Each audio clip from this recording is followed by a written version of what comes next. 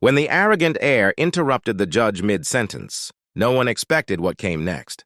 What happened next silenced the entire courtroom and changed everything.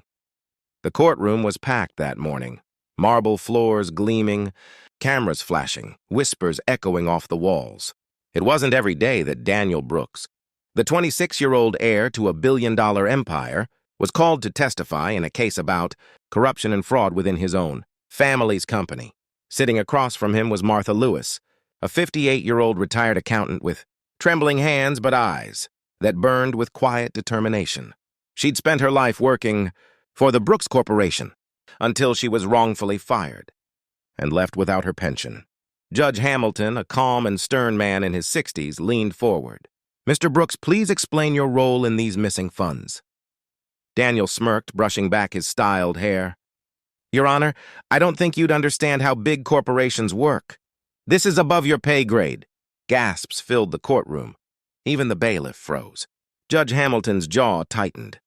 "Excuse me?" Daniel leaned forward, voice dripping with arrogance. "You're wasting my time, old man.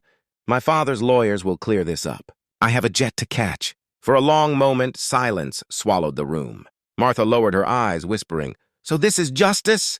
Then the judge slowly stood up, his robe shifting like a dark wave. "Mr. Brooks," he said, voice deep and steady, "you've just shown this court everything it needed to see." Daniel frowned, confused. "What are you talking about?" The judge turned to the clerk. "I was going to grant a lenient verdict, but after that display of contempt and privilege, the court will proceed with full sentencing for obstruction, perjury, and disrespect of the court." The courtroom erupted, cameras flashing, murmurs rising.